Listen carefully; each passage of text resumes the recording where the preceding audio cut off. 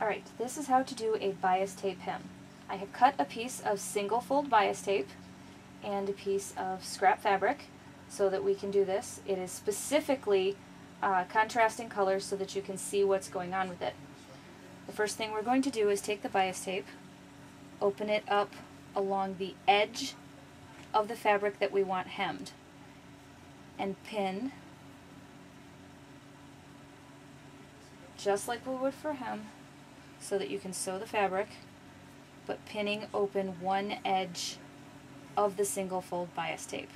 It does have to be single fold, double fold will not work.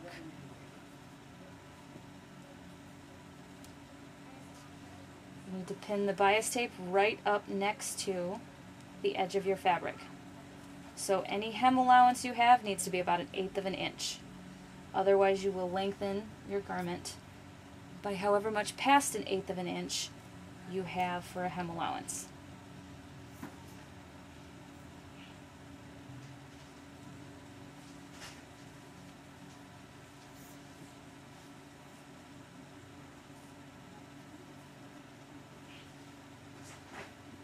If you're putting in a hem on a pair of pants or a skirt or something, it's going to come over like this.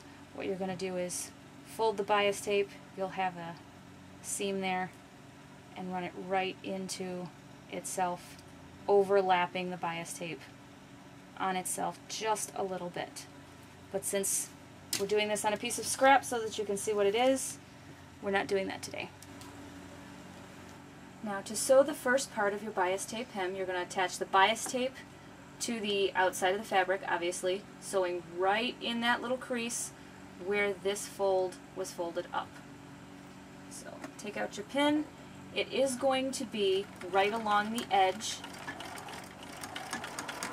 of your foot, most likely. Just make sure that you have some place to line it up to make it easier to sew in a straight line. Please be sure to pull out your pins because that is very important. If you hit one, it's going to break your needle and bend your pin, and then you're going to have to rethread the machine, and that is just inconvenient.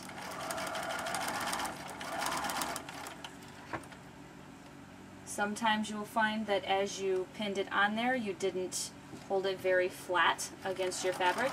That's okay. You can work out the difference right along as you go, making sure that you're keeping the edge of the bias tape very close to the edge of your fabric.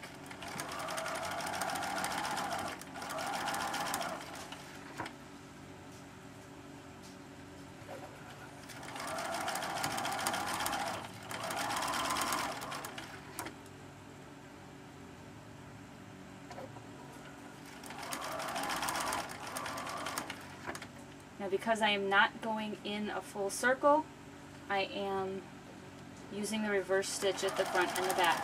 Because some patterns will tell you to put in the hem before you turn around and sew up a seam. Usually sleeves do that, but not always. After you have finished sewing your bias tape to the outside of your fabric, you're going to just turn it ever so slightly under and repin,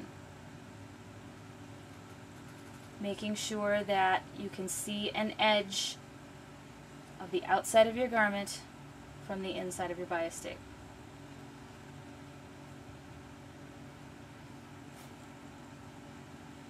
You can pin it either way you want. It can go this way, it can go this way, as long as the pins are perpendicular to the seam you're going to be sewing.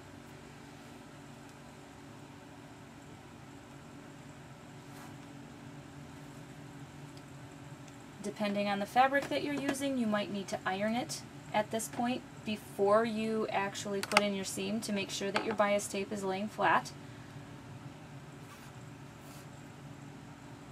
If you're going around a circle that is then going to get smaller, it's a great time to know that you're going to have to ease some of it in. But since this is absolutely flat, you have no easing to worry about. If you are going to have to iron, Be very careful to use only metal pins, nothing with the plastic head on it, because your iron will melt the plastic head of your pin.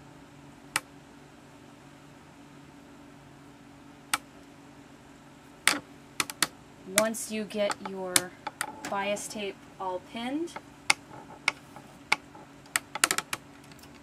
just go back and sew near the top edge of your bias tape.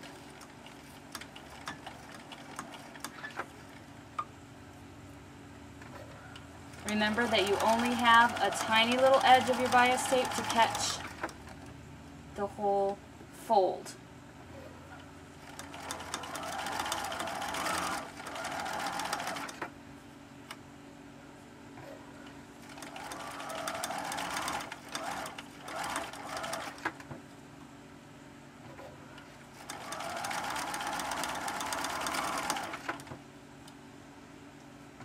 So you do want to find your line or something to line the edge of your fabric up with.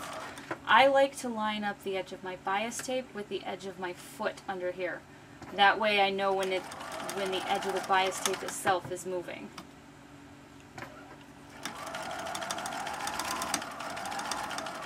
And it's easier for me to keep it straight that way.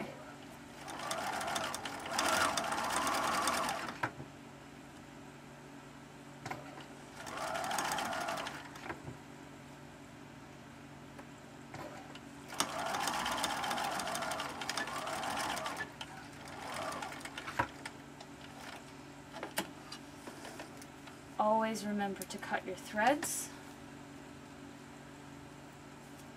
when you're done. Again, I specifically used a contrasting color thread so that you would be able to see where the hem was once the garment was finished.